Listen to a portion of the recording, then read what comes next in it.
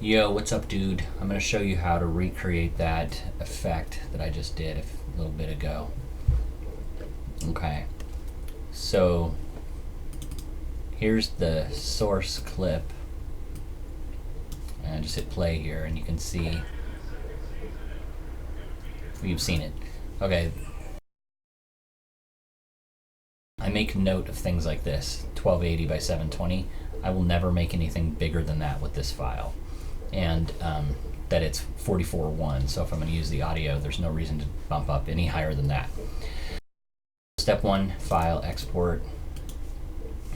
I'm just going to save this into the project folder that I have. Here's a cool little trick. That's the folder, and I'll just rename it Pro, and go to quick.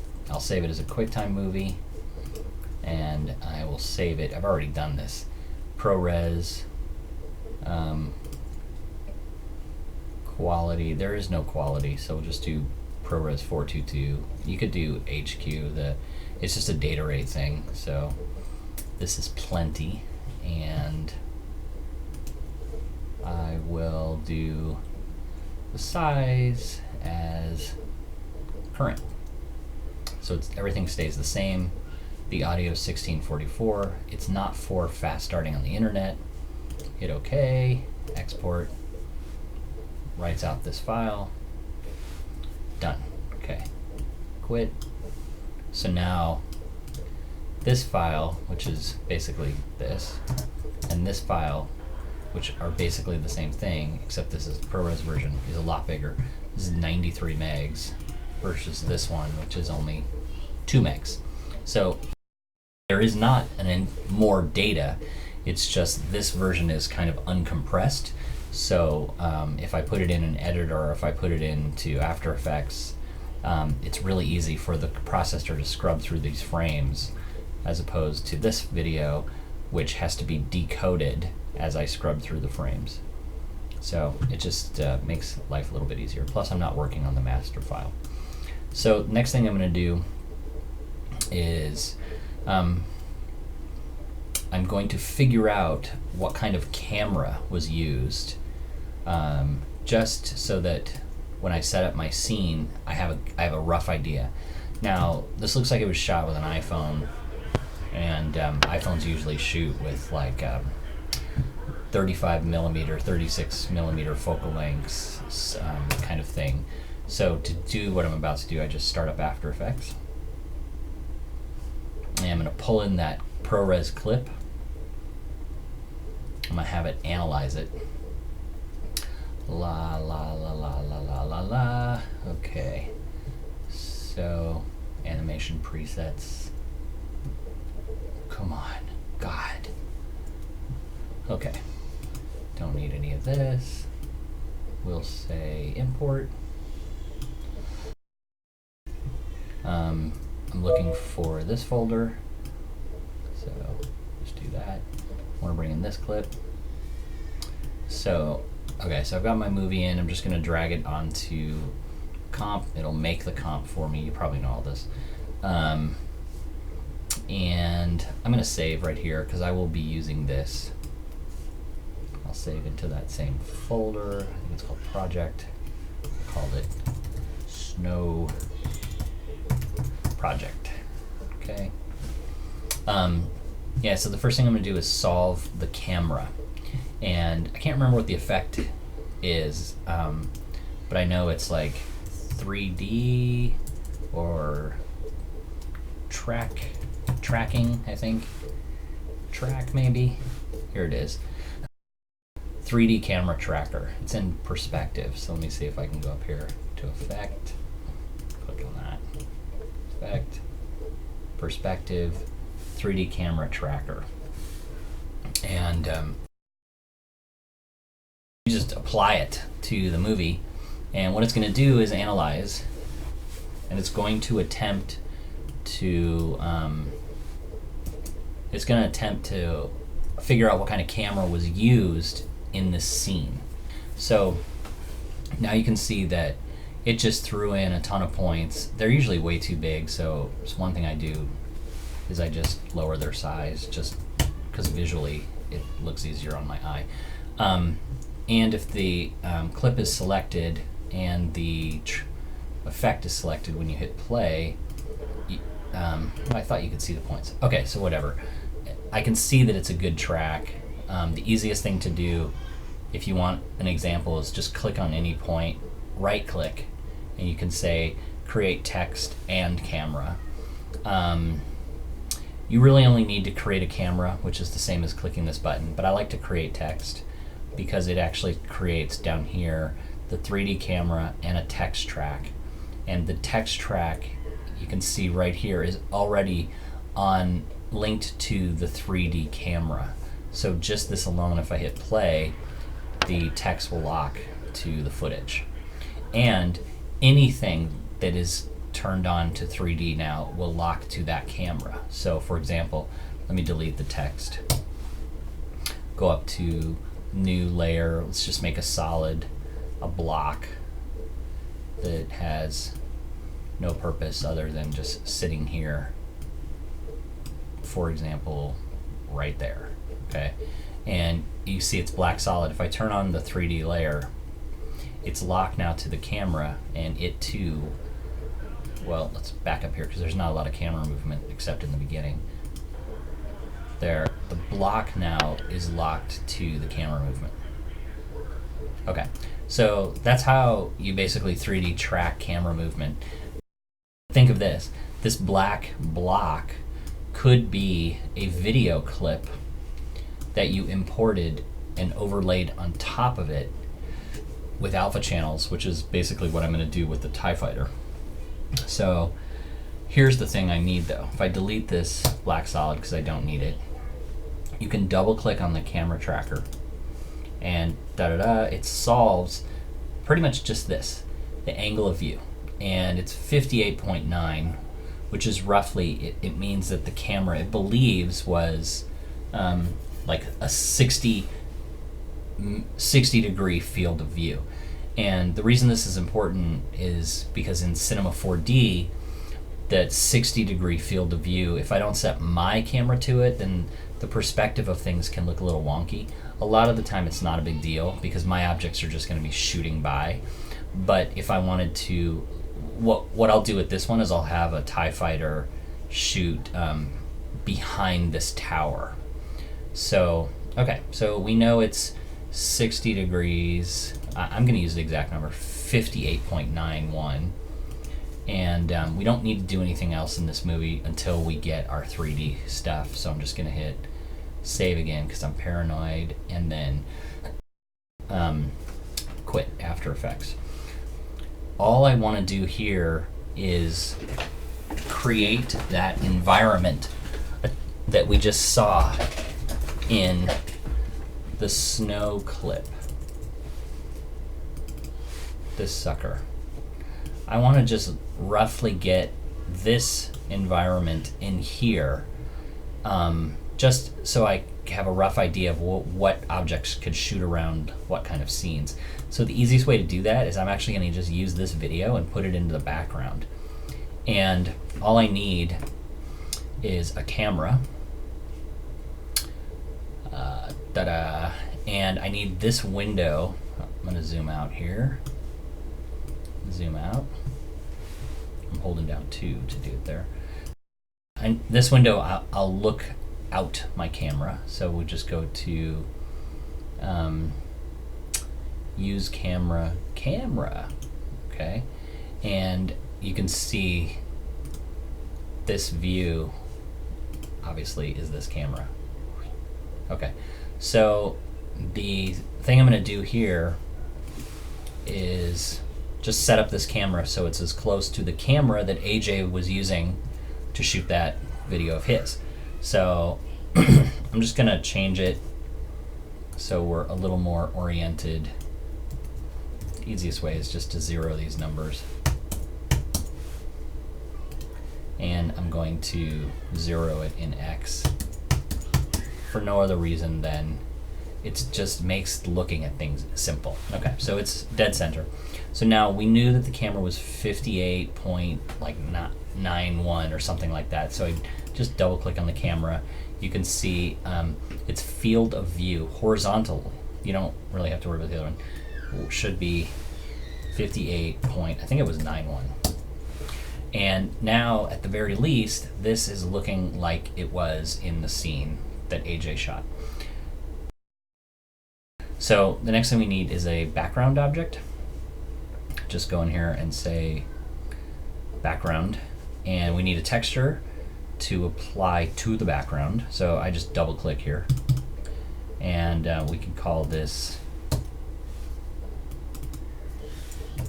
snow vid. Double click it. In the color channel, I'm just gonna get the snow vid. I'm using my Pro one again, just so it's easy. There we go. This image is not in the search path. I don't really care. So now there is the video. There's a hotspot on it. There's no reason for that. Specular might as well be turned off. We're not even really going to use this, you'll see. So now I can take that texture and drop it to the background, and we get the same setup. Approximately. The only problem is that this is the render output window, and we have to go into the render settings and make everything here the same size as the video, which is why in QuickTime 7 we learned that it's 1280 by 720. Video is always 72. The frame rate of that video was roughly 30, not roughly, and we know that, this is the other thing, we'll do all frames.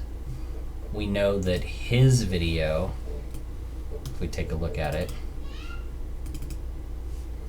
was, scrub through here, was 10 seconds long. And we know that his frame rate was 2998, basically 30, you can see, 30 frames a second. So 10 seconds times 30 is 300 frames. So I need 300 frames of animation, and I'm just going to add that to the timeline. If I just kind of click here and hit Control D, it brings up the project settings, and I say that project time, well, that's where I'm at right now, 11, but maximum time needs to be 300, and the preview time, I just make it 300 as well. And now we're literally able to, if this view is selected, we're able to scrub through his video, and we're using that same 60mm camera. Now, if you were doing this super accurate, you would want to know how high this camera is off from the ground plane and raise it up and look it down at that angle, and then you could do things like build geometry right here that camera maps from this photo and blow things up. But I'm not going to do that. I'm using this strictly as a reference for where I should place objects. So let me try and bring in that TIE fighter now. So let me save this. This will be our snow,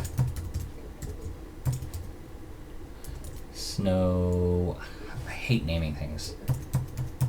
Snow scene 3D, okay. I've just run out of all the possible names I can use. We want to merge, and we'll get the TIE fighter, pull that in, and it's pretty much good to go. Like if you pull it within the camera view, whoops, I broke it up. So the TIE fighter that I have is 4 pieces of geometry. The textures aren't matched up perfectly yet, but that's okay, we'll fix that. And so I'm just going to take these 4 pieces of geometry, and I'm going to hit, I think it's Command G?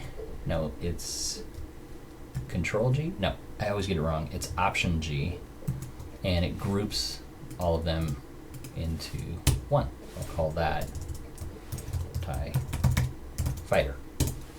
Okay, so now, which I spelled wrong,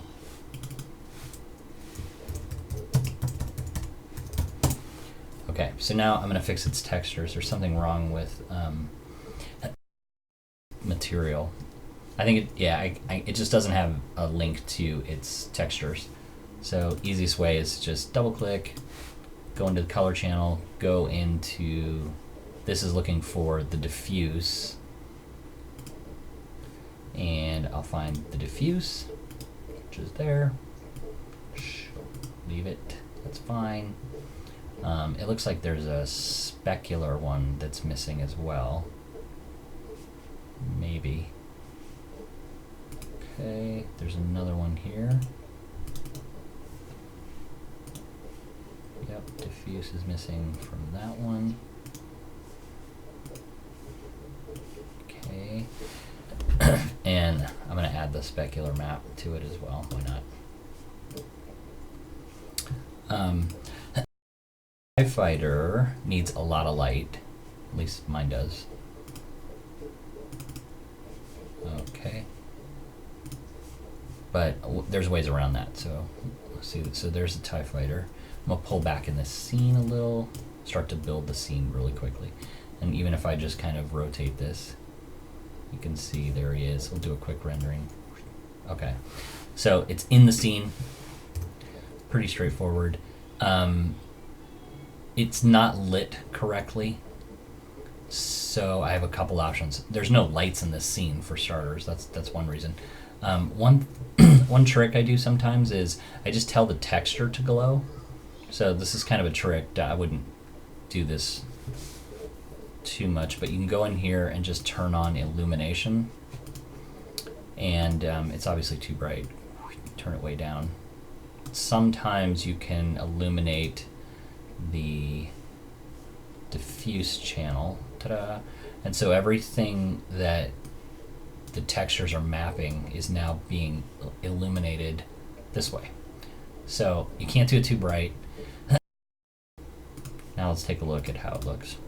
So, not bad. The glass is also will need a little bit. Bitmaps, specular, there. I think this will cause there the glass is starting to pop more. There.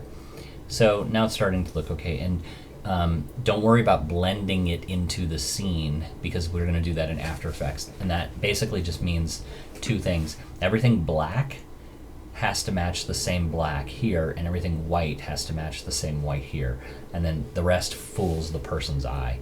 So let's just take this Tiefighter. I'll get him out of the way here, and I think that's the front.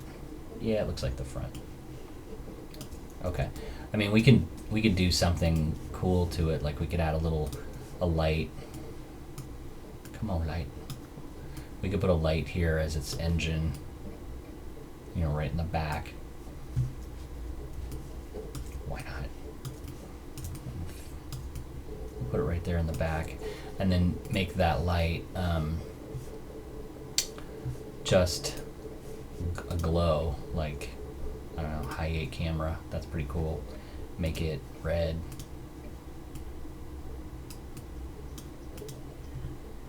And then the actual color of the light should be something along that same line.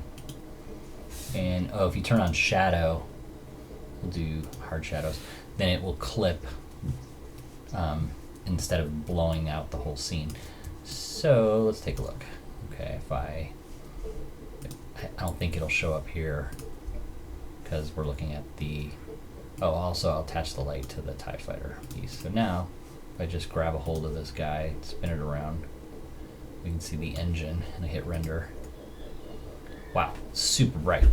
But you get the idea. So I could take the lens down, its brightness, its scale is too, which is what's way too big.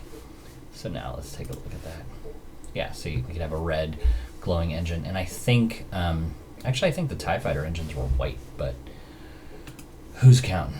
And I think if this is around this way, because we have shadow turned on, it won't spill through. It'll only shoot out the back, basically. Okay, you're probably like, damn, this is way longer than I thought it was going to be. All right, so the only thing I need to do now is zoom out, and okay, sorry about that interruption. Anyway, okay, so now all I'm going to do with my top view is I'm going to drop some objects that roughly match up with these things such as like a rectangle. Rectangle is a cube. Sure, let's move the cube back. And you can see I'm just gonna line it up over here with this tower. And it's totally arbitrary. Like I could push it way back like this. And in the real world, the real way to do this is all of these values in inches. If you're working on a scene like this, you should be working in feet, and everything should add up. So the distance from the camera to this tower figure is, 500 feet away. It should be 500 feet away. And if you can match all of this stuff up, the real camera with the real distance, with the real size of the objects, that's one of the tricks to special effects scenes that makes shit look real, is you get all of the real world calculations into the Cinema 4D app, and then the program can crank out some stuff that's just unbelievable. So I'm just eyeballing it. I'm basically saying, hey, here's where the camera is located, and that tower is, let's put it back over here. And now I'm just going to kind of scale this up and fatten it up at the same time, maybe this way and that way. And that's it. Okay, so the other thing I'm going to do is I'm going to put a little cone here, which is kind of right here in front of the camera, and that's going to represent the tree. So I will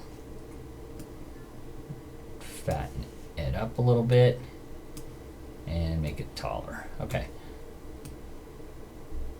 That's good enough. I mean, it's not the tree, but it's close enough that I can use it as a reference when I'm flying around stuff for my animation. And that's it. So now what we have is a reproduction of a top view of that scene. Now it's not going to move, it's not camera matched or anything. You can see that it's going to move around, but these objects aren't going to. And that's okay, because we're going to fix all of that in After Effects. Now, all I'm going to do now is I'm going to make this TIE Fighter move, and then we're going to get out of the 3D app and you can see what I'm talking about here. So to animate this sucker, it's as simple as selecting the TIE Fighter. What did I say I was going to do? Oh, I think I'll have it go this way behind the tower and then pass over us like this or something. I don't know. Let me think for a second. Behind the tower, come over here. Maybe it goes up. How about that? We'll have it shoot up. Sure, why not? So basically using this scene here, the top view, if that's the tower, I want my TIE Fighter to be way back, kind of like maybe over here and over this way. And one of the tricks is that you have to zoom in a lot. So you want to zoom in, I hold down the 2 key, hit the R key, get it oriented in the right direction. Also in the scene here, you're going to have to care about the height a little bit, but not yet. We haven't started animating. So now let's watch this clip. Let's say it starts, and within remember 30 seconds is 1 second. So in 2 seconds the car comes. There's 3 seconds. Let's let the car come, and then maybe right here, almost 3 seconds into the clip, is when we'll have the TIE Fighter move. And let's have it go 2, 3, 4, 5 seconds. So we're looking roughly at 30, 60, 90. We're looking at about to here. This is where the TIE Fighter will leave the scene. So when the car's about there. So all I have to do is turn on the animation channel, or like the auto keying for this particular object while it's selected. And I'm just going to move it to the ending state, which will be roughly behind us. Well, I was going to have it pass like kind of like this. I hear the noise. Okay. And then, okay, that's its ending state. Now we're going to say about here. Okay. I just took a bite of sandwich. But now you can see that from 0 to 230, this object moves. I don't want it to start at 0 because it's too long. So I'm going to change my display mode here. Instead of startup, I'm going to switch to animation, just so I can get some more of the controls, like the keyframes and stuff like that, in C4D. So there's when the TIE Fighter begins, and I literally want it to start more like around 120, I think is what we said. So when the car's like already showing, then the TIE Fighter will come. Okay. And it has its starting and ending points in time. Also, the controls you use here, like 2 to zoom in, you can use in here in the timeline. It's pretty neat. So I'm holding down the 2 key, now I'm holding down the 1 key, and I can slide stuff along. 2, 1. Okay. So this window can be a little bit bigger since I'm going to spend a lot of time in the top view here. And we're going to have to change 3 things, X, Y, Z, and the orientation. So I want to shoot there's the tower. I want to shoot behind the tower, and then I'm not going to have it pass behind the tree because rotoscoping the tree is a huge pain in the butt, although I did it in the last one. So I'll just have it do this. I'll have it shoot behind the tower and then kind of come right up over the camera, avoiding the tree. All I have to do, make sure the keyframers is still turned on, and I can say here's my starting frame, maybe by here. I have a feeling it's going to be going way too fast, so I already have a feeling it's a little too long, so I'm going to just pull it out to be like 270. You can see these dots, and those dots indicate how fast it's moving over time, and if they're really close together, it's moving super fast. So anyway, this should be good. About when it's here, I actually want it to have about halfway. I figure it should have made its way to the tower. So about halfway, I'm just going to drag it. You don't even have to click on it because the object is selected here. I'm just going to drag it over here, and I know I want it to be roughly around there behind the tower. Okay, you can see the path. I might as well zoom in right now and change the orientation. I can tell that's the back. Also, I can see it's too low, so right here I can just grab it and raise it up. And I don't want to raise it too high because I want it to still fly up as it passes over us. So right here, this is scrubbable. We can take a quick look, and you can see, oh yeah, it's coming in. It's going to go behind the tree, but I don't care. But one thing I can tell is that it's not changing its orientation. So you can experiment with this all you want, but if you right-click on the TIE Fighter and go to the Cinema 4D tags, you can do align to path, align to spline. It's supposed to keep the object oriented in the correct direction. A lot of the times it's backwards. You have to flip things and configure them, and this is super fast. All I have to do is jump back to the previous keyframe. This is the easiest way, previous keyframe, which is the beginning, and just kind of take a look at its orientation here. I can see it's close, but it should be more in line.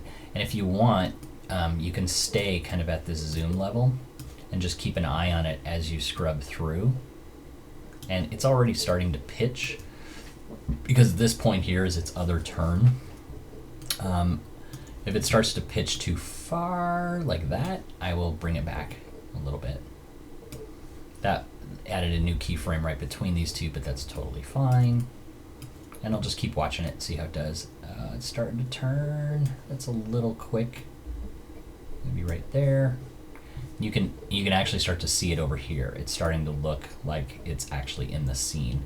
So it's coming out from nowhere, and it starts to make its turn. It'll be behind the tower. Yeah, it'll go behind the tower, and it'll start to bank here. It's going to lose its orientation again, but that's okay. Maybe I'll have it kind of dip down and then come up like that. So we're going to need this side view as well. Yeah, and you can see right there, that's its starting point. It went up, and it's dipping down at the end, but not soon enough. Jesus, this is so much longer than I thought. I mean, I got the time. It's whether, you got the time. Okay, so the next thing is what's its end position? I want it to whip up over me. That's pretty close. I don't think it's close enough.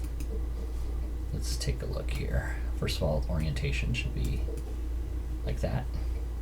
I messed up the orientation in some of the in the video I sent you. If you step through it frame by frame, you can see some of the very first TIE fighters. They're all shooting by backwards. But I didn't notice it until later, and I'm like, fuck it. Nobody's going to care. So, okay, there's the orientation. It's correct. And I think it's exit frame when it whips by over here. This is all clipped, by the way. This gray area is not going to be in the render.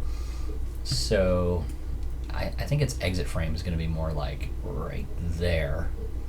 And so I want to move it a little bit this way, I think. Let's pull it down and see where it is. Yeah, that's crazy. Okay. Let's see if we can get away with that. And we'll back it up. That's when it should be like over the street. According to this, that's the tower, this is the tree, this is kind of the street. So about in the middle, I'll dip it down again. What's cool is it's going to come down in front of these, whip up. I can see its orientation is off a little, so I'll tweak that. This is when you're like, Jesus, this is way more involved than I wanted. There's its little dip down. That's not too shabby. Like right there is where I think it should go out. Otherwise it looks like it might hit the building or something. So this point here, I'll just jump to that one and get it out quicker. There, maybe. Back up a little, take a look. Yeah, that's cool. And there's like no way to not make the TIE fighter noise. Okay, so that looks like a pretty good path. Got 120 all the way over. Cool. I could make it dip a little more. Why not? Like, I'm a gambling man by nature, so I'm gonna jump to this keyframe. Click. And I actually think I'll jump a little more here and still drop it down. And I think I'm going to give it a little more hard spin that way. And it's probably good there.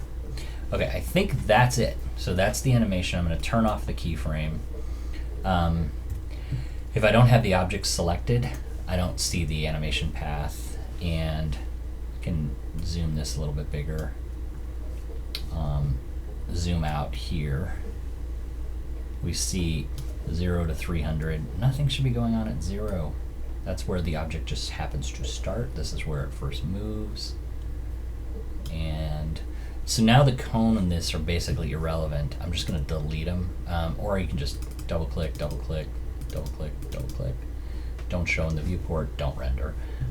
Here's what it looks like. Okay, so if we hit play, and we can get an idea. Oh, that's right, it doesn't update. Okay, don't listen to me. So as we scrub through, we get a pretty good sense that is it following the right path. So it's coming in over the top of the building. It's whipping behind the tower. It's dipping down. What would be dope is if it blew up this car. And ooh, that drift is a little weird, but that's okay. It's drifting and then it's accelerating out. You know what it needs right there? It needs one more thing. Right at this keyframe. Oh, gotta select the TIE fighter. Right at that keyframe, even though we can't see it, it needs to pitch up, to roll up a little. And then this back keyframe, it needs to begin pitching up a little. Okay, turn that off, deselect it, and now as it starts to, I think even the dip down, as it starts to go up, it's pitching up. Okay, that's good. You get the idea when I have to go crazy here. Okay, so the only other thing I do is I check lighting a little bit. So let's see, like right in that scene, would it look okay? And it's not that. It's a little dark. I'll probably render it out with best anti-aliased.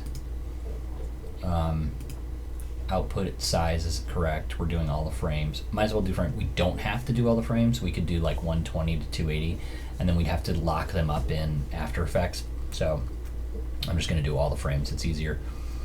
There's no reason to do multipass, and the save. I don't recommend writing out a QuickTime video for mission critical stuff. You should always write out individual files like TIFFs, because if the render crashes, you have at least up to that one point. Also, as it's writing out the QuickTime file, if it crashes for some reason on the very last frame, the QuickTime movie is still corrupted. It didn't get to write like end of file. So I'm going to do a QuickTime video. I'm going to do alpha channels, and I'm going to make sure that the QuickTime format for best depth includes millions plus. That plus is alpha channels. And I'm just going to call this, here we go, I've got to name it something. We'll call this Snow Scene 3D Render 1. And we're not quite done. I'm going to, I guess not. Normally, if I was doing it, I'd do ambient occlusions. Makes things look much more realistic. Also, we can do vector motion blurring, but that's quite a bit of work to get like a nice blur on the object. So this is plenty. So I think it's just a little bit dark. I'm just going to add a light to the scene. Just one, anywhere, it doesn't matter. It's not going to be that, it's not going to be animated. So where's my light? Here it is. I don't even see it. There it is. So I'm just going to raise it up in the scene so we get some control over more ambience, and probably turn it up maybe 200%. Then you can start to see the, oh look, lovely. So here we can start to see it's starting to look a little more like it's actually in the scene. It's probably the wrong contrast compared to this, but I'm going to fix all that. And if we want to jump forward maybe to here, that would be a good sample frame too. Yeah, it's looking pretty good. You want to, as close as you can, you want to match the black and the white levels. And that's close enough for me to work with. So I'm just going to do it. I'm going to go for it. And we have 300 frames to output. I'm liking this path. Let me make sure. Yeah, nothing comes back. Okay, so save that. And one more check. Rendering out, QuickTime, best quality, blah, blah, blah. If I wanted to do motion blur, I would add in the vector motion blur. And I would switch to the physical renderer.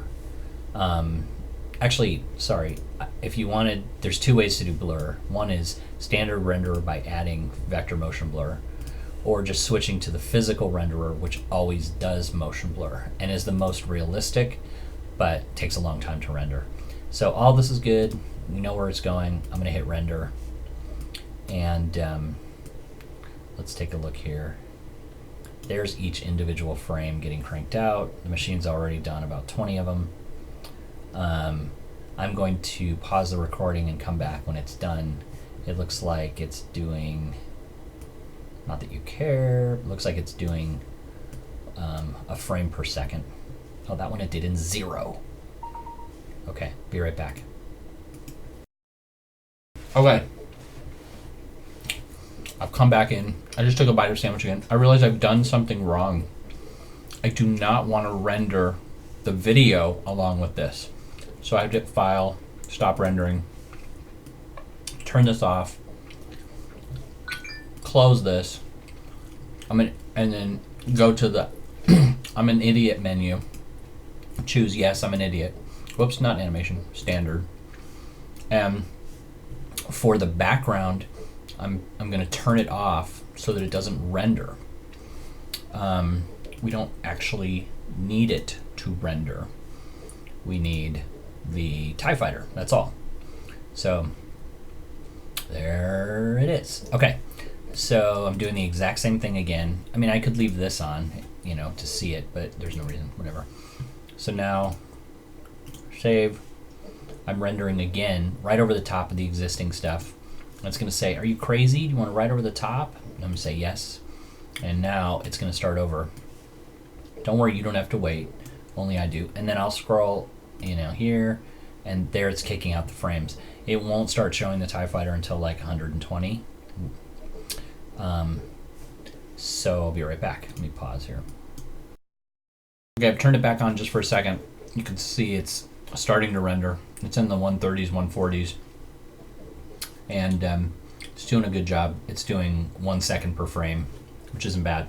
When you do things like vector motion blur, or the physical renderer, you can look at 30 seconds to a minute per frame sometimes. So I'll let it go back to sleep here and I'll see you in a second. Okay, it's finished rendering the TIE fighter, but it's got to write out the last couple frames. Okay, so it's done. So now, if you want, you can see it here. You can play through individual scenes. I think TIE fighter comes in right there. Looks pretty good. That little preview is one of the first real examples of the speed. If it whips by like this, it's too quick, and you got to go back in and readjust it to be more realistic for the scene. That's pretty good. I mean, this is a little fast given the fact that that's a lot of distance that it just covered, but whatever. This is just a stupid tutorial. So I'm gonna hit save, quit, and now we have this scene, which if you hit the space bar, it won't play. Like if you hit one of these with the space bar, you can get a little preview. But these render out with the animation codec, and that can't be played by the Finder. It's got to be played by QuickTime. So these are the alpha channels are embedded in here. So there we go. That looks pretty good. Looks pretty realistic. We could have it shooting. You know what? There's no frame where we see that light that we added because we can't see the back of it, but that's fine. All right, so now we're gonna go back into After Effects. And we're gonna wire all this up. And first thing I'm gonna do is have another chip. Okay. Come on, baby, come on.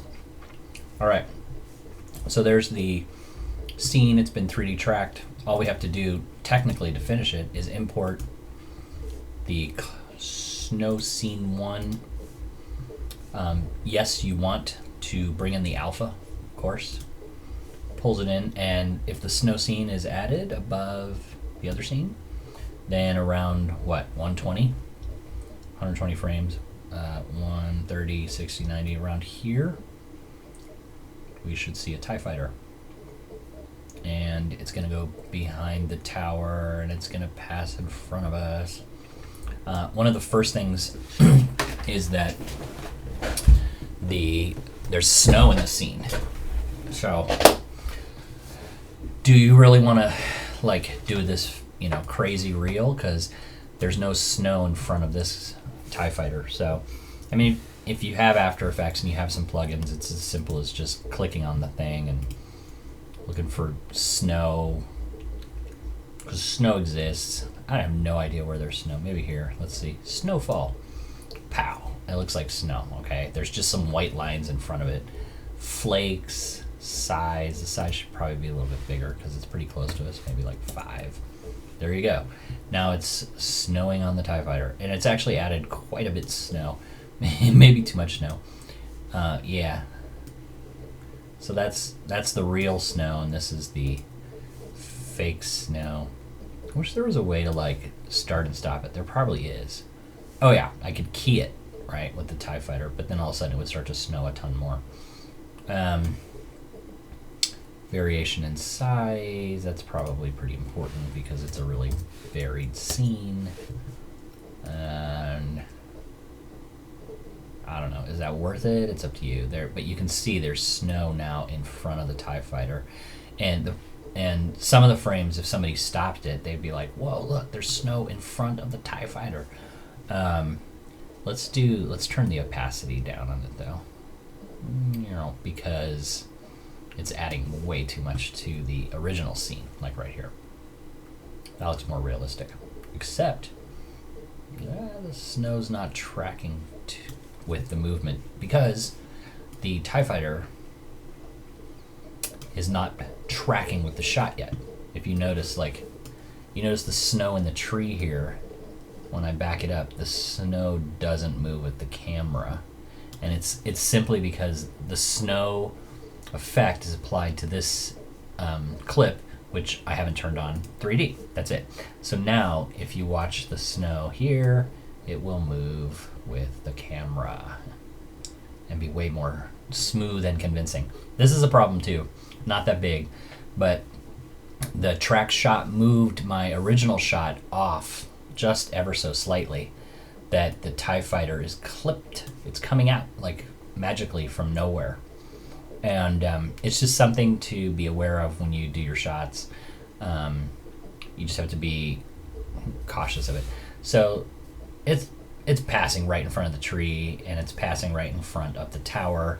So the way to fix these, so we have two things we have to do. We have to fix that they're passing in front of those two objects, and we have to fix its color balance just a little bit. This isn't that bad, actually. Sometimes people just go into After Effects and adjust the opacity objects, and like lo and behold, obviously you can't see things behind it, but if you drop the opacity down even to like 95%, it starts to blend in the scene better, and you can see the difference. If I do like 100%, too dark, 95%, not bad. The real way to do it is to use, basically just adjust the black levels yourself. You can either go into color correction. There's so many ways to do everything in After Effects. It's just paralysis. Like, this is why I don't use After Effects. There's too many ways to do things in After Effects. But I do have a tool that's designed just to do this somewhere in here. I think it might be in keying. No. Light Factory? No, that's stupid. Those are all flares. Dear God. Sorry. I feel like I need to keep talking while I'm searching for things. It is called, my God, all these plugins. If I could remember the name, I could find it. And so you know what? It's not Light Factory. It's not King. It's not Advanced Pro. It's called that's it. I'm pausing. It's this is why I couldn't remember. It's called Composite Color Matcher, and it's in the Composite Wizard tab. This isn't free, and it's not critical that you use this one, and I can never remember if I'm supposed to put it on the image or on the clip, but we're about to find out. Composite Color Matcher. You basically choose the original and the target blacks and whites, and it matches them up. And I always get this wrong. I think the target whites are like this object here. The target blacks would be like a tire or underneath a car. Yeah. And the target grays would be like a gray car in the background. Boom. And you can see that change this clip to try and match its black and grays and stuff like that. If I turn it off, take a look at the tiefighter before and after. It's literally that subtle. But this subtleness is what tricks your eye into thinking it's really in the scene or it's not in the scene. Black and white levels are the most important thing in compositing. So if you take a look at it back here, yeah. There's other things too, which is it should be getting more saturated the closer it gets to us, and much more lighter the further away from us it is, as if this tree here versus these trees back here. That's called atmospheric kind of interference, or Cinema 4D. You can apply fog to your scene, except Cinema 4D's fog is broken and it can't render objects anti-aliased with nice clean edges that is going through fog. So we're just not really going to deal with that. If you wanted to fake it, you could just go in here and key some opacity. Watch if I just turn that TIE fighter down right there to like 70% and watch it move as it passes what kind of looks like behind the tree. Also gives us a little help.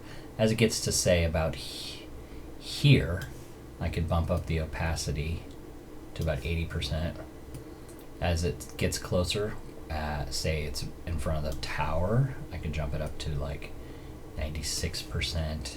And as it starts to really enter frame here, we could jump it back up to 100. And that, just that alone, will start to give it like a little bit of an atmospheric kind of feel to it. It's starting to get darker. Okay.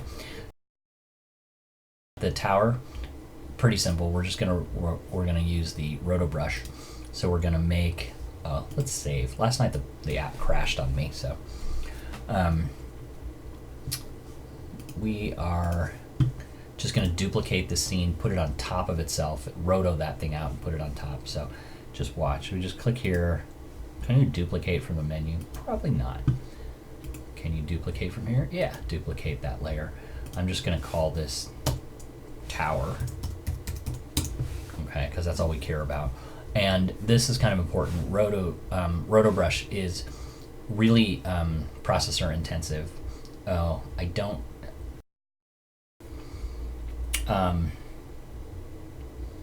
I copied the wrong one. Snow scene. That's the TIE fighter. So I'm gonna delete that. I need this scene, the actual video clip, to cut it out of. So I'm gonna duplicate that. Dupe, dupe, dupe. Figured this out before. Duplicate. We're gonna call that tower. The trick is it needs to be above it needs to be in front of the TIE fighter. So once I move it in front of it, boom, the TIE fighter vanishes, but that's okay. So what I'm going to do just is drop the opacity down a little so I can see the TIE fighter. And right when it starts to enter frame, I'm going to only use that portion of the frame. So from here until about there. That's all I'm going to use to roto brush. Otherwise, the roto brush is really intensive on the CPU. So let me zoom into that little portion and we'll just work on that with the roto brush really quick. Again, you're like, no way, there's no way I would do this. This is crazy. Okay, so we can turn this back up to 100 and we'll just focus on cutting out the tower from here to here. Yeah, that's good. You just close this. You just double click. You don't have to double click. You just select it. Make sure that it's a 3D layer. Boom. It's got to move just like the other clip too. Don't miss that. That's a big deal. You just select the roto brush, and you can double click on the clip to get it into this mode here. And I'm going to zoom in just so I can get the tower pretty accurate. Maybe, yeah, that's good. Change brush size by holding down Command, and that's good. Why did it zoom out? Oh, my mouse is one of those like magic or unmagic mice. That's good. So now I can't remember if it passes in this area or just over there. So I'm just going to take a quick peek at where it is. Oh my God, where is it? I lost the TIE fighter.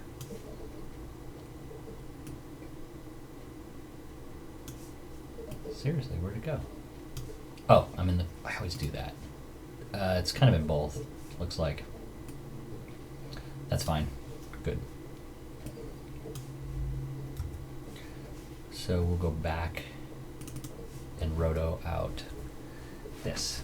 Brush is a tad big. That's good. So go to the first frame. Paint approximately, I shouldn't be going outside the object very much. That's good. Yeah, that's pretty good. And then hold down Option, say no, I don't really need any of that. Let it tighten up. You could refine it even more depending on how serious you are, depending on whether it's a paid job or not. Come up here and say, don't need any of that. Don't really need that. And this is only for a few seconds. So that's pretty good. Looking tight. Looking real tight. Okay. Now I just step forward. You can see we only need to roto. That's the roto, like, I forgot what this thing called, the span. I'm only going to be moving forward, so I'm going to pull this. This isn't too important. I'm going to pull this forward and say, only care about that area. As I step forward, it rotos, and I can watch it. You can see that green bar as it progresses. I can watch it jump and make sure that frame per frame it's staying really well locked. It's already done. So it basically, that's it, and we just freeze. And now we can close this, and the TIE fighter will go behind the tower. Look at that, it's not locked on right. I did something weird here. Okay. Oh, okay. Okay, cool. So there we go. That's pretty good. Looks like it's going behind the tower. The tower is not a 3D layer. Only objects that have to move because of the camera are 3D layers, which is really only the TIE fighter. So when I turn that on, it started to move around. Anyway, that's pretty good. It whips by, and it happens so fast that I don't think we need to refine the edges even more. Maybe, who knows, maybe that's some snow on top of the tree. Yeah, that looks good. But one thing I'm noticing right there is that I still think there's too much contrast on the TIE fighter. Remember that whole opacity, and it's just popping out way too much. And if this was real, I would spend a lot of time making that look like it was supposed to be in the scene. I'm not going to do that too much, but the opacity here should be probably a lot lower. We'll drop it down to like even something like that, 76%. And the prior keyframe is, yeah, it's way too high. It should probably be like something more like that, 69. 69, my favorite number. And that's too high, so we'll bring it down to like 65. That opacity drop will help it look like it's actually going behind the tree too. So then now it's starting to get more saturated, and it matches up with the tower a little bit better right there. And it's pretty much coming into full saturation right there. And it's got snow in front of it. Look at all the snow. All right, that's it. So I'm gonna just save this. You're like, oh, that's it. It's only been 2 hours. And render it out. Export, render queue. I don't need it to be anything fancy. The audio, I don't know why it does this. It's always wrong. It should match whatever is attached to the file. And hit OK. We'll write out the Snow Project Comp 1 and just hit go.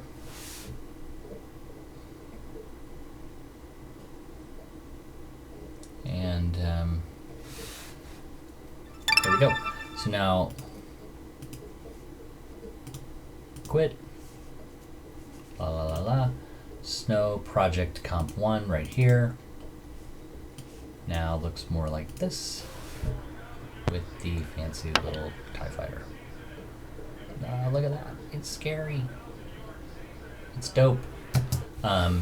You could stop right here because you know everything now, or you could follow me for a few more seconds and we could add this sound effect in.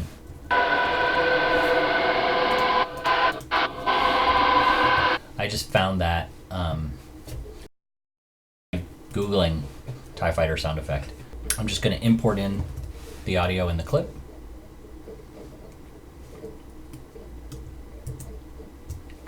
There is Comp 1, there's the sound effect. Bring those into Final Cut.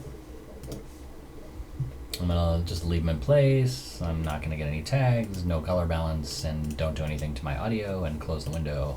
Go. I'm just going to, hey, look at that, it didn't bring in the sound. So I'm just gonna drop in the clip. We'll take a look at the audio, which is pretty much the only thing I pay attention to. There's some noise that was already there. Sounds like a football game or something in the background. So I've got to go back again real quick and get the audio. Bring that in. And now we have some sound effect. Take a little piece like that. Find the spot where TIE Fighter comes in. Start to see it right there. And we probably hear it maybe a little before. So I'm just going to mark it in. And an out, and it's going to go a little bit beyond that, so maybe right here. Take this clip, which is way too long. Pull this back to a little bit past, and then I'm going to fade it in a lot, and I'm going to fade it out a lot. I'm also going to adjust the levels, so it should be pretty quiet, and over there it's probably going to be like down here.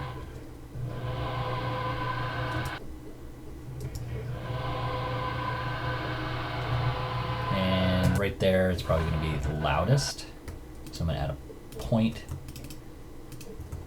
there, and it's going to get loud starting here, and it's going to start to fade off there, so we'll just bump that up to the loudest point.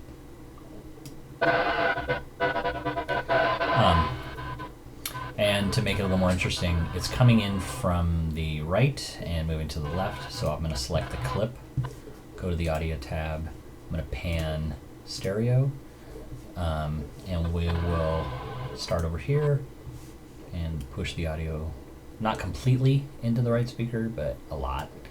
And then we'll mark that as, wait. Yeah. And then when it gets to about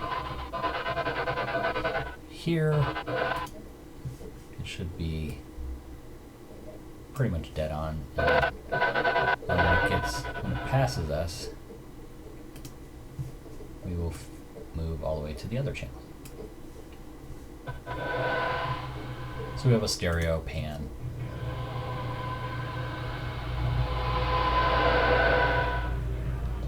All right. And then this becomes the final output with some audio mixed in. And from here, I just say share. We'll do export a file. Oh my god, I have to name something. Snow Final. Make sure it's got everything I want. Video and audio. H.264 is fine. If you wanted to work on it more, you'd write it out as ProRes, just so it's uncompressed. And we've got Snow Final. See here.